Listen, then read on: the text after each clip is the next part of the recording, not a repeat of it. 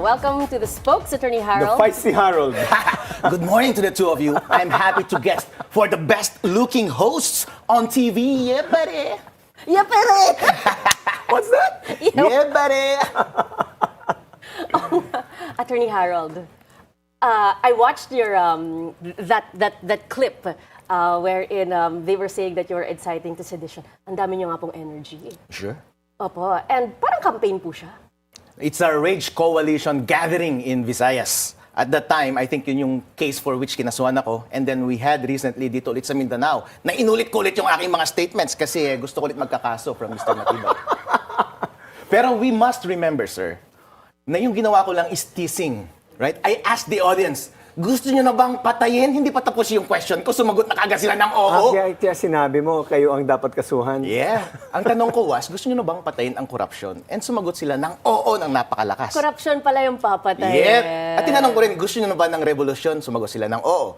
Gusto nyo na bang ibuwis ang inyong buhay para sa ating demokrasya? Sabi rin nila, oo. Pero inciting ba yun? Hindi. Dahil sila naman ang sumagot. Nagtitis lang ako. Pero kapag ikaw ang gobyerno, kung insecure ka at may kinakakatakutan ka, eh baka i-interpret mo yun ng masama. Hindi po ba? In fairness to Harold, it's a common, when you're in government, you find ways to, I mean, I've seen it during the time of GMA. So, But hindi po ba kayo parang going overboard na it seemed as if parang it was rousing the people to overthrow the government? Hindi. Hindi Ang po. tinutukoy mo, Attorney Margo, is yung dangerous tendency rule. Ba, Kung maalala handa natin sa to. Supreme Court, Bago pa eh. hindi na yan yung rule. Kapag tinatawag na illegal or legal yung speech, di ba? Hindi dangerous tendency rule, pero clear and present rule. Clear and present danger Danger. rule. Kahit sabihin natin may dangerous tendency yun, hindi yun illegal. Kasi nagsalita lang naman ng taong bayan at nagtanong lang naman ako. pero Harold, tanong ko lang sa'yo. I know, this guy, I met him here. And Here? I was here, when I was asked to host. And I was very, very impressed with his boisterousness. So I told him, you've got so much promise. After the show. Ateneo Law po siya. Ateneo Law siya, oh. But I said that you have so much promise. At that time, he was a Marcos supporter. but regardless of what his political Nung beliefs unit are. team pa. I got disenchanted Oo. because of the corruption issues that came out. I had to take a side. Before, I got my popularity dahil sa criticism ko sa COMELEC, irregularities. Ay, sa'yo, may kaso, Yes. may personal na nangyari sa'yo. Yes, pure yung advocacy na yun. Pero nung dumating na yung corruption sa flood control projects and people were calling for the Harold's name, but hindi ka nagsasalita, I had to take the aside. My options were only side with corruption, not side with corruption, or be silent. Yung being silent, hindi na yun option sa akin. But Kasi being silent is being complicit. But there's a side naman that you don't have to side with either, or you can speak about corruption. But ang nangyari, nasama ka sa DDS, sa Duterte side. I speak against corruption. And so do we. We speak against corruption. We don't have to necessarily go towards Duterte camp. It's not an either-or situation. I also speak for democracy. Which is the same. Yes, So- democracy means upholding yung tone ng taong bayan. And my sense is, my belief is, taong bayan is ayaw nila ng impeachment and gusto nilang malaya silang bumoto ng kanilang presidente in the future. And I believe na hindi tama yung ginagawa nilang process ng impeachment kasi iniimbento po yung witnesses. Yung kay Matibag, wala na siyang credibility. Kapag ganun yung proseso, inaabuso yung mechanisms ng ating konstitusyon, hindi na yun for democracy. I am for democracy. Whether I like VP Sara or not, that's not the question.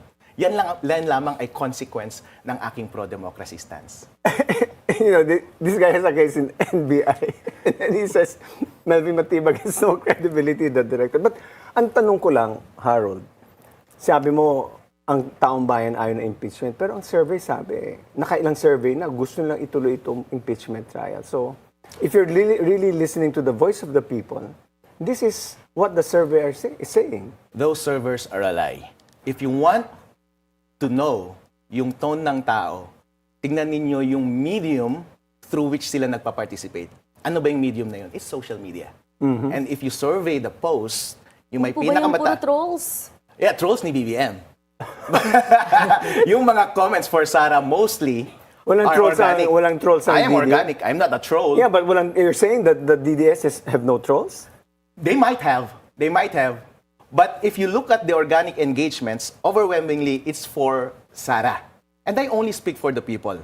And me, I'm also organic. Wala namang nagsasabi kung anong gusto kong gawin. Ang importante is, we're anti-corruption and we're pro-democracy. Kung ang consequence man yan ay I am against BBM and I am pro-Sara, well, so be it. As long as I'm pro-people. So dun po sa pro-people, so gets ko po na maraming tao na ayaw na ma-impeach si Vice President Sara Duterte. But you, as a fighter against corruption, do you also believe that there should be no impeachment against VP Sara?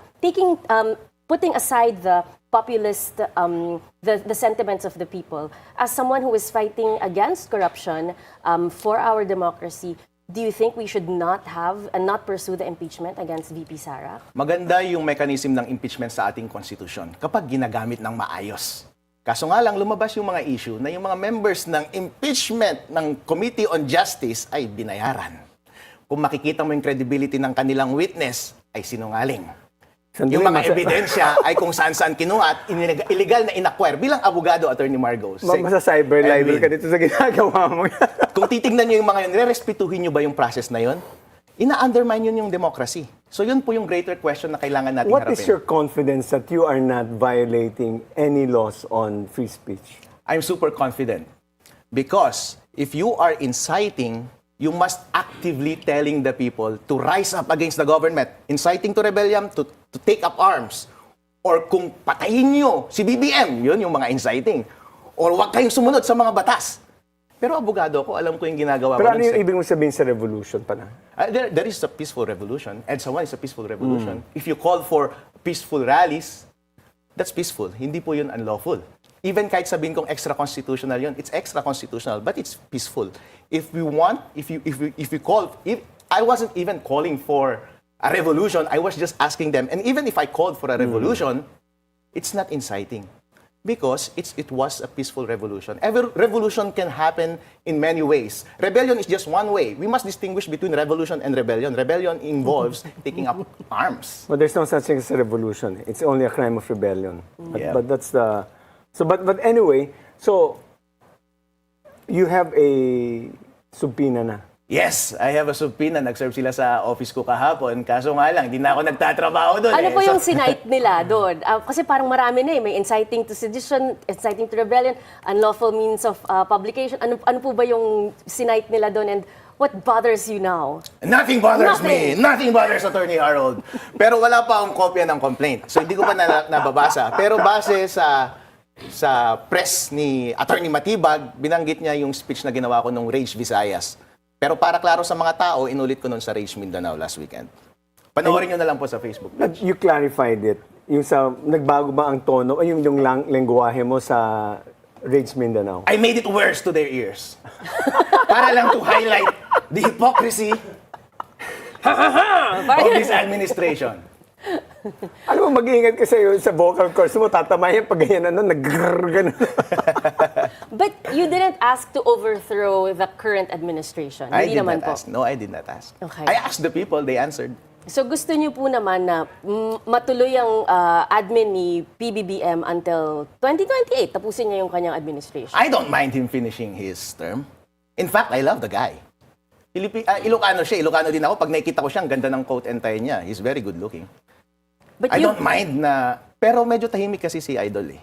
Timid siya eh. Ang problema, yung mga nasa baba eh, hindi nababantayan. Kurap ng kurap. Bigyan natin siya ng benefit of the doubt. Hindi siya gumagawa ng masama. Alright? Pero malinaw, yung mga nasa baba niya ay magulo at mga magnanakaw. Yun, doon ako lumalaban. Pero still, meron siyang accountability doon dahil siya yung humahawak sa kanila. Kung ang consequence nun is makriticize ko siya, ganyan lang talaga. Freedom of speech natin yun. Kailangan natin i-criticize yung government. Ano ba ang... So you're a vice mayor? I'm a vice mayor of Reyna So Mercedes. how often do you serve as vice mayor? Alam ko may mga... You're allowed to do... Is a vice mayor allowed to practice law? I'm not practicing. You're not I'm not practicing. practicing. But I go there every week. I fly every week. So I okay. just came from Reyna Mercedes Monday. So lumipad din So ako. when you're papunta dito. in Reyna Mercedes, walang politika yan. It's really the concerns ng constituents. Yes, may session kami and meron kaming mga hearings. In fact, yung sinasabi nila online na hindi na ako nagtatrabaho, hello, ako atang pinakamasipag na vice mayor sa Pilipinas. Dahil saan kayo nakakita ng council, municipal council and city council na nagla-live ang kanilang session at active yung mga hearings. Lahat ng mga issue na binibring ng public sa amin ay tinitake up namin at nagkakaroon ng hearing. Yeah, this guy is prone to doing superlatives and absolutes. It's so nice to hear, but that really puts you sometimes in a delicate situation. But anyway, you're aware that these are all non-bailable. I mean, at least yung inciting to sedition ba is non-bailable, Margo? Parang bailable naman yata I think po siya. bailable, but Bailable siya. pag speech violations lang, they are bailable. Magaan lang yun. However, yung rage, campaign na po ba yan? Parang presidential campaign na po siya for VP Sara. Oh, that was for VP Sara ba yun, yung rage? Yes, malinaw naman yung mensahe ng ating leader ng Rage Coalition na nag-announce ng ating Vice President to run for President, let's campaign for her. And I'm campaigning for her. So yun yung Yes. rage. But I thought there was another, yung kay Pulong, di ba? Sa Club Filipino. Nag-ano siya eh, hindi ka kasama ron. Hindi ako kasama. Because I saw also Attorney Trixie, somewhere in Cebu yata siya. Yung sinabi mong Bisaya, saan ginawa yun? Sa Cebu? Sa Cebu, Okay. Rage Visayas. Mas active na daw kayo sa national politics kaysa nga. sa local. Nagtatampo na yung mga ano mo. I'm active at everything. So, mas napapansin lang ako sa national issues kasi maraming mga nakikinig at mas nagva-viral yung mga post ko doon. Pero kapag tignan nila yung activities ko locally, mas masipag ako ngayon. Nag-uusap ba kayo si Speaker Boji is from Isabela? Yes. Do you know each other personally? No. You've never met him? I've been acquainted with him, Okay. but we're not friends. Okay. So, do your constituents support your activism? They support the truth. Pero hindi natin may tatanggi, Secretary Edwin, na Ilocano tayo. Maraming Okay. may love kay BBM. Medyo nasasaktan sila kapag kinikriticize ko talaga? si BBM. Pero hindi ibig sabihin na kontra sila kay VP Sara. Kung tatanungin mo yung mga Ilocano, mga nasa Solid North, love nila si VP Sara. Kasi hindi naman magkaaway si BBM at VP Sara sa 2028. Ngayon pa lang napick na nila yung kanilang manok. Kaya walang masama kung nagpick sila ng manok at nagpick ako ng manok. At nagpick tayo ng side sa mga national issues. Dun po sa mga complaints ninyo, magpa-file ba kayo ng mga counter case, counter claim? Wala, hindi ako mahilig sa mga counterclaims. Kasi hindi naman ako katulad ni Matibag na nanghaharas ng kalaban. Gusto niyang Ako tibagin natatawa ako. si Matibag. Ako natatawa ako dito. Marami siyang energy. Marami siyang rage.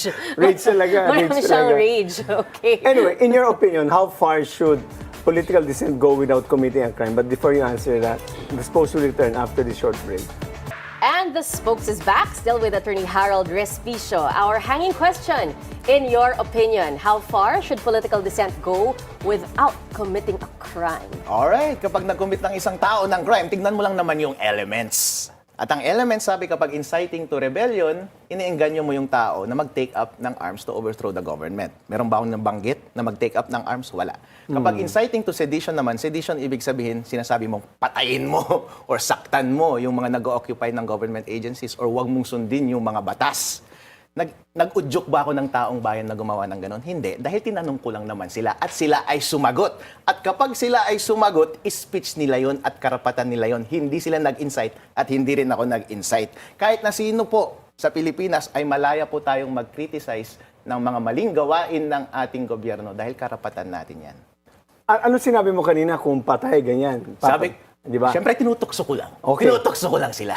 Sige, ihambing natin yung sinabi mo, explanation mo sa sinabi ni VP Sara, yung midnight rant niya na ay papatayin ko si BBM, si First Lady at saka si Speaker Romualdez. Ayun. Conditional yun. Conditional yun. Sabi niya, kapag namatay ako, mamamatay sila. Okay. Pero hindi naman niya sinabi na, taong bayan, patayin niyo sila. Walang ganon. Yung sinabi ko ay, gusto niyo na bang patayin? Hindi pa tapos yung sentence ko eh. Kasi nasa isip nila si BBM ang tinutukoy ko. Ayoko namang patayin yung tao na yun eh. Pero Patayin Harold, ano ang sa tingin mo, ano ang ebidensya ang hawak nila na sa tingin mo ilalabas ng ebidensya against you? The statements The will videos. speak for themselves. Hindi nila kailangan maglabas ng ebidensya dahil nasa internet naman yun. Ako rin, hindi ko kailangan maglabas ng ebidensya. It's a question of law. Kapag it's a question of law, hindi mo kailangan maglabas ng ebidensya dahil for factual questions lang yun. So it's going to be a legal, in his estimation, it's going to be a legal position. So no need for evidence because, but it's an interpretation of, It's on YouTube. Everyone can watch it. yeah. Yes, and kung titignan po natin, ang standard for prosecution is reasonable certainty of conviction. Ang standard sa court ay proof beyond reasonable doubt. Pero kapag ako ang nagtanong at sila ang sumagot, hindi mo alam yung intention ko. Merong plausible deniability. O, di ba lang reasonable certainty yon. So it negates reasonable certainty and it negates proof beyond reasonable doubt. Si Senator Marcoleta, sabi niya, they were filing the cases against him daw to silence him. Do you think that this is also an attempt to silence you? Yes! Kasi marami namang nagko-call online. As a matter of fact, mas explicit sila dun eh. Sabi nila gusto nilang patayin si BBM. Gusto nilang patayin si Matibag. Gusto nilang magkaroon na ng himagsikan. Maraming mga NPA na nagsasalita niyan online.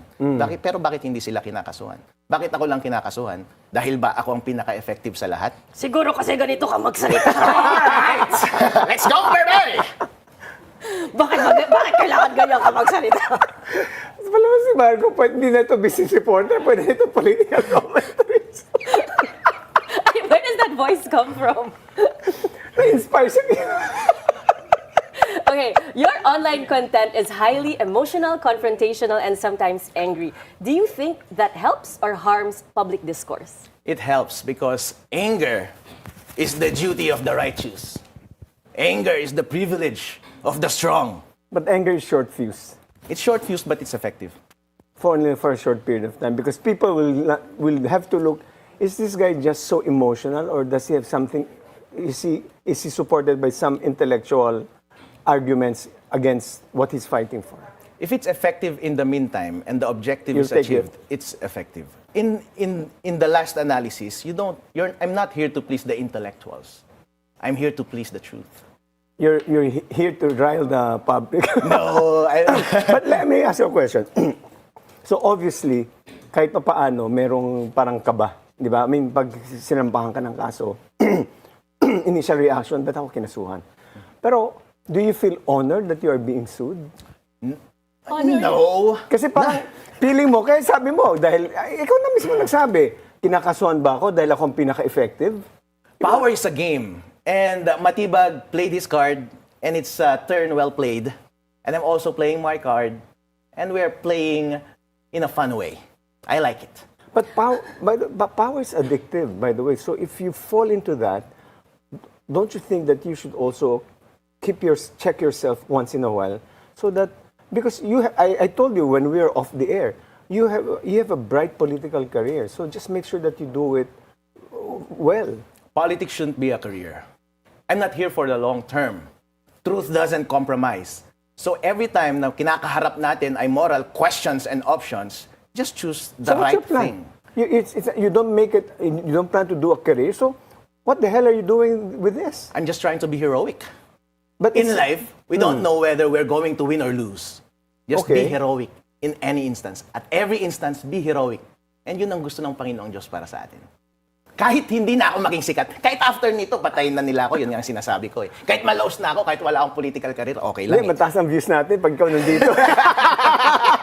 Kaya ang kinukuha ng ating EP.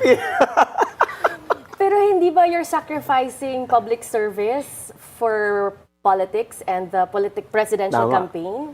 Sabi nga nila, if you want to be a hero, you don't need friends. If you want to be a saint, you don't need a family. So I'm sacrificing everything, including my life. But I don't mind. It's for the people, it's for the truth. This guy's really so dogmatic. And, it's interesting that how. But I really wish well for you because I know that you have promise. You're good at that point. But if some supporters interpret your words as a call to action, do you feel any responsibility for that? I don't feel any responsibility for my actions. My responsibility is more to the people and to the truth. It's my obligation and duty to tell the truth and shout the truth. If I am silent, especially kapag binigyan ako ng opportunity ng Panginoong Diyos na effective ako magsalita, kailangan kong sabihin ang katotohanan. Kapag nanahimik ako, di sinayang ko lang ang pagkakataon na yun na binigay ng kapalaran sa akin. Kagabi, nagkaroon ng walkout sa Senate. Ano po yung, meron bang fight for the truth doon? Meron. Kasi ang katotohanan is, Senate can amend its own rules on its own. And pwede niyang isuspend its own rules. Kaya nga siya tinawag na plenary, anything goes sa loob. Kaya kapag sinabi ng isang Senate, nag-motion siya, at sinabi niya, let's suspend the rules, let's amend the rules, let's divide the House, yun na yun. Ibig sabihin, magbotohan na kayo. Hindi nyo na kailangan pang i-cite ulit yung rules kasi na-suspend yung rules at pinagbotohan nyo ng majority na i-suspend yung rules. The body can amend They its did own not rules. suspend the rules. There were no, they did not follow the rules precisely. The rules, the Committee on Rules has not yet been organized. Yun ang kakulangan ng nag-motion, sir. Dapat nag-motion siya muna to suspend the rules and then nag-motion siya ng motion niya and then nag-motion siya to divide the House. Kasi po, kapag hindi mo pinasuspend yung rules, mananaig yung rules. At kapag sinabi ng rules na dapat one day before, So or hindi ka ilagay sa naniniwala committee, na nire-railroad to? Ano ang tanong ko sa'yo, ayaw sagutin ni Alan to eh. Ano ang pinaka-reason bakit kailangan may electronic voting? Meron na tayong bata sa may rules na tayo ngayon, 41C. Pwede tayong mag-electronic voting kapag 41. force majeure. Opo. Oh. Ay, Nangyari yun sa pandemya. So what's the compelling reason right now for them to change the rules? Sabi ko nga sa inyo, para ako sa katotohanan is, para makaboto si Bato. At yung dalawang kakasuhan Ayun nila na this nga. weekend at makukulong. Pero masama ba yun? Hindi masama. Dahil ang limitasyon lang ng operation ng Senate is yung Constitution. Yung Constitution, sinabi niya ba na bawal ang electronic? Sinabi niya ba yung venue doon? Wala. Walang bawal. So, ibig sabihin, pwede. Kung hindi bawal, pwede. But hindi naman talagang bawal ang electronic voting because it's already there. Yes. It's already there. So, sino nakikinabang para protektahan itong mga to makaboto sa impeachment?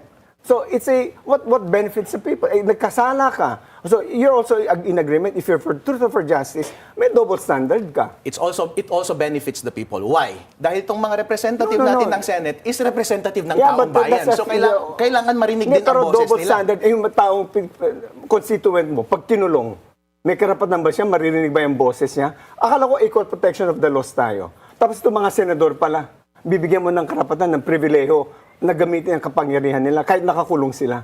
Patas ba yun? Pumunta tayo sa issue na yun kapag merong nakulong tayong Ay, ayun na nga, kababayan. ayun At erase nila yung issue na yun. Ang issue lang natin ngayon is, pwede ba nilang i-amend yung rules? No, but Inaalaw ba sila ng Constitution? That's going They to are that allowed by end. the eh. Constitution. You're going to that end already. It's a double standard of justice that we already saw is happening right now. So, si Alan is pushing that. And by the way, the highest motion naman is motion to adjourn. Eh. So, tama rin ginawa ng minority. Na-sustain ba yung adjournment? Nag-adjourn. Oh, nag-adjourn. Alright, no problem. Wala tayong problema dun. As a matter of fact, panalo nga sila sa session kapon. Alam Walang mo, to be problema fair dun. to Senate, former Senate President and now Senator Tito Soto, ang galing po niya. Kasi makikita niyo dyan yung kagalingan niya talaga sa rules, having been Committee on Rules chairperson twice. So, sabi pa niya kay Senator Marcoleta, akala ko ba alam mo ang rules? Sinabihan pa niya. So, Pero regardless, it's really this shows yung kagabi nangyari. Pagalingan talaga, the ability to know what rules to apply. So in that regard, they're really tagisan ng talino dito sa rules. So pero may question po ako para sa kanya. Go ahead. Nasaan ba si Senator Bato? Ay, hindi ko alam. Pero para malocate natin siya, dapat magsinag sila ng maliwanag na ilaw. Kapag ano yung kuminang na ulo, siya yun. Tama pa ito tanong Sir Harold. Si Attorney Jimmy Bondo, kasabi niya, bigyan mo sa akin warrant of arrest kami magsaserve. Sang-ayon ka ba ron? Dapat law enforcement lang ang nagsaserve. Ayun. Pero meron namang mga instances po na yung abogado, tinitingnan lang naman, ini-inspect. Hindi, walang problema Walang yun. problema. Oo, Pero walang hindi siya Kasi magsaserve. may warrant of arrest naman talagang papakita sa'yo naman talaga. Pero ikaw ang magsaserve, wala namang ganun, di ba? Mas lalo na si Trillanes. Pwede ba siya mag-serve? No, hindi, pero iba yung ang interest nun eh. He can assist eh. The law enforcement can in the same way, pa ikaw ang defense lawyer, assist me in serving the warrant of arrest. Pwede yun. Kung nandun, pero nandun dapat ng law enforcement agency. Sure, no Di ba? problem. So, yun ang ano. Ito, pa yung kaso mo, tanong mo. Si Senator Bato, tinago ba ng Senate? Wala, hindi naman siya naserban ng warrant eh. Di ba, hindi naman po, di ba kapag sineserve ko pa ng warrant is, ito, you're under arrest. Kapag hindi ka pa na under arrest, malaya ka pa. Ang kwento ang kwento kasi ng NBI, they presented themselves as NBI, tumakbo na. So there was no opportunity to present the warrant of So hindi arrest. siya nagtago, And by walang the way- nagtago, by walang the way, nagtakas. Under the rules of court, you don't have to present the warrant of arrest. You can present after he's arrested. Pwede yan sa rules of court natin. Kaya nga po siya tinawag na warrant para kapag sinabi arestuhin kita, anong warrant? Anong warrant mo? Pero anong papakita- So ibig para sabihin, sa'yo, yun yung hindi proof. pa fugitive. Hindi pa fugitive si Senator Bato ngayon for you. Yun yung legal question na nasa Supreme Court ngayon na hindi pa nila sinasagot. But what's your opinion? What's my opinion? Ang opinion ko is walang jurisdiction yung ICC. Kung wala siyang jurisdiction, wala siyang capability na mag-issue ng warrant. Pero na-resolve na natin yan eh. May jurisdiction ng ICC. Sinabi na ng Supreme Court yan. So that's not, we don't have to relitigate that point. Alright. I told you I'll behave today. Kung i-ask kayo ni Senator Bato na maging abogado niya, payag ka ba? Ayoko magsilbi sa kahit na sino man. Ang katotohanan lang ang aking amo. Except yun, sino mag-aabogado pala sa'yo pag sakaling natuloy ito? Meron po kaming law firm. May law At meron firm pong kayo. nag-aabogado sa amin. Kahit si VP Sara, kahit mag-offer siya sa akin ng position na appointed, hindi ako papayag. Kung part of the panel to defend VP Sara, papayag po kayo? Ayoko po. Ayoko po talaga ng may boss. Dahil ayoko may kumokontrol sa akin. spokesperson. Ayoko din. Tapos Bagay na lalong bagay ayoko na. dahil ayoko maging katulad ni Claire. Kasi kahit meron siyang paniniwala at may paninindigan at alam niya ang katotohanan, ayokong magsinungaling sa harap ng taong bayan. Okay. Parang na-insulto tayo rin na spokesperson tayo. Oo nga. Pwede namang manindigan ng walang Kumain. kaaway. Ay hindi po, kasi kapag spokesperson ka, kailangan mong sundin yung utos ng presidente. Dahil kapag ang boses mo ay hindi na boses ng presidente, you cease to be a the mouth of the president. No, So I will that's not true serve that you are the voice of the president, but you don't have to tell lies, which we both did. So Alright. we do mental reservation, as what the Jesuits would say. Yes. So are you telling me that I would tell lies if VP Sara would take me as a spokesperson? It's up to you. So you really believe that VP Sara should be president this coming 2028? Kung yun po ang gusto ng taong bayan, wag po natin silang pipigilan na piliin ang susunod Ay, nilang sino ang presidente. kandidato mo? VP Sara. Okay. Sino daw ang vice president niya? Ay, hindi ko po alam. kung- Wala pa naman pong nag-announce. You were asking a while ago, kung pang Senator Mateo, kung i-offer ka magtumakbo ng Senado ni VP Sara, Ay, hindi po natin malalaman kung anong mangyayari sa kinabukasan. Ngayon nga po, may kaso ako eh. Malay nyo, magtakbo din ako katulad ni Bato. Malay nyo, mamamatay na rin po ako. Mas mauna pa ako maging national hero kaysa maging senador. Ang dami ko na pong mga ex-girlfriend na tinatakbuhan. Ayoko na pong tumakbo pa ng ibang bagay. Tough questions by the spokesman. What happened to the multiple charges filed against you by the COMELEC? Meron po pala. Ayun po, meron po. doon siya nagalit, nag-umpisa nagalit. May trial po. Yun po, meron na? umaandar. Anong kaso to ulit? False utterances or unlawful utterances dahil nagsabi daw ako ng fake news nung sinabi kong posibleng madaya ang ating mga makina. Nangungulekta ka yata ng kaso. Ay, hindi po. Nagsasabi lang ako ng totoo. Ayun nga po ang problema. Yung kaso ng COMELEC laban sa akin, umaandar. Yung kaso ko sa NBI laban kay Chairman George, hindi umaandar. Pero itong si Director Matibag, agad-agad. Wala pang 2 weeks. May kaso na kaagad, may hearing na kaagad. Serve na kaagad ng subpoena. Hindi ka nag-file ng... Yun ang double standard, Hindi ka sir. nag-file ng urgent motion sa NBI? Hindi po. Pero itong si Matibag, hindi naman kailangan ng urgent motion para sampahan ako ng kaso at mag-serve sa akin ng subpoena. Pero balikan po natin yung history ninyo. What made you active as a Duterte supporter? What support have the Dutertes given you and promised you? Bakit love na love niyo po sila? Oh, wala po. Yung pamasahe ko kapag pupunta ako ng Rage Coalition, sa akin po yun. Wala nga akong budget sa amin para sa mga security guard bodyguard. Wala, tingnan yung mga assistant ko, puro volunteer po yan.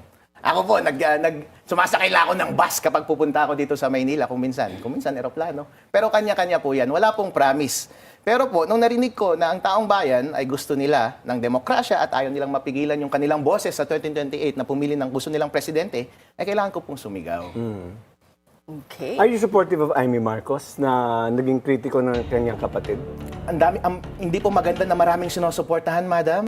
Loyal lang tayo sa isang cause. Ang cause lang natin is anti-corruption and pro-democracy. May tough question ako. Sinabi mo you're against corruption. Lumalabas sa ebidensya sa impeachment, may mga unexplained wealth si VP Sara, may confidential funds siya na nilustay. So ano ang position mo dyan? How do you reconcile that you're against corruption given the weight of evidence that is being confronted against VP Sara? Kung maayos yung presentasyon nila ng ebidensya at mga testimonya, wala akong problema doon. Kaso nga lang po, nung pinakinggan natin si Matibag, puro kasinungalingan eh. Kung tinignan natin yung mga ebidensya, hindi maganda yung pagkakakuha. Puro illegal po ang pagkaka-obtain. Tayo po bilang abogado, obligasyon po natin yun sa ating mga kliyente na magpresenta ng katotohanan lamang bilang witness. Pero yung At maayos yung pagkaka-achieve COA ng- confidential funds, may decision na yung COA and bank. Alright, pwede nating sabihin na merong findings. Alright, di naman tayo perfecto eh. Pero tingnan natin yan relatively. Tingnan po natin yung ibang ahensya ng gobyerno, mas marami po. Tingnan natin sa administration ng BBM at kanyang mga tauhan, mas marami po. Bakit hindi sila pinapansin? Yung kay VP Sara, alright, pansinin nyo, walang problema, basta maayos lang. Gamitin nyo yung mga mechanism ng Constitution in the right manner. Maayos yung testimonya, maayos yung mga ebidensya, wala po akong problema niyan. Pero kapag ginagawa nyo ay puro kalokohan para tapakan yung demokrasya ng taong bayan, para ma-undermine yung capability nila in the future na mamili ng kanilang presidente, doon ako kokontra. Sa July, magsa-start na po yung impeachment trial against VP Sara. Do you think that malulusutan niya to? Yes, I think malulusutan niya ito dahil hawak natin yung majority Ang ng Senate. Hawak natin yung majority ng Senate. Ng kanta yun, di ba? Hawak na. Nilulura ko para kumanta ng hawak mo ang beat. Kumanta ka na, sige. At saka hindi nila pwedeng i-recycle yung issue na tinake up na nila sa Committee on Justice. Alright, kinagat na ng taong bayan yan, hindi naman natuwa yung taong bayan. Meron ba silang bago na ipepresenta sa Senate? Kung wala na silang bago na ipepresenta sa Senate, mahirapan na silang i-convince yung public na mag-change pa ng opinion. And therefore, kapag side nila yung majority, mas mahirapan na rin silang mag-shift ng sides. Pero kaya ba nila pinipilit yung numbers? Kaya ba nila nire-railroad kagabi para lang ma-save si VP Sara by means of the numbers? Para lang siguro mapalitan yung leadership. Para po kasi ma-impeach 2/3, hindi kailangan absent or present. 16. Kaso nga lang po, kung i-change mo yung leadership ng Senate, yun, baka kailangan mo talagang ng number base sa quorum or base sa presence. So, Bodily presence. the first time I met you, you were pro-Marcos. The second time I met you, you're pro-Duterte. Baka pa the third time I meet you, baka iba na naman ang ano mo. Ha? But anyway, maraming salamat, Harold. So, ano pala plano mo for 2028? Wala Kung pa meron. akong plano. Wala kang Dahil plano. pwede po akong ipakulong ni Director Matibag, pwede rin niya akong patayin, hindi natin alam. Ano pa ang message niyo para sa kanya? I love you, sir. Gawin mo nga yung boses ni Harold. Hello, sir! Okay. Ano pang personal message niyo for him bukod sa inyong expressions of love? Just keep it up, boy. You're doing it right. You're doing it well. I mean, you're doing it well for the outcome you intended. Okay. All right, that's it. So thank you so much, Attorney Harold Respicio, Vice Mayor of Reyna Mercedes, Isabela. In a democracy, words can inspire, divide, or ignite. Freedom of speech is rarely absolute. No legal system permits speech that causes harm. And while we pride ourselves in a thriving democracy, we must likewise remember that ours should be a government of laws, not of men. One driven not by political survival, but committed to the common good. I'm former spokesperson Margo Salcedo. And I'm former Secretary Edwin Asherda. And we are the Spokes.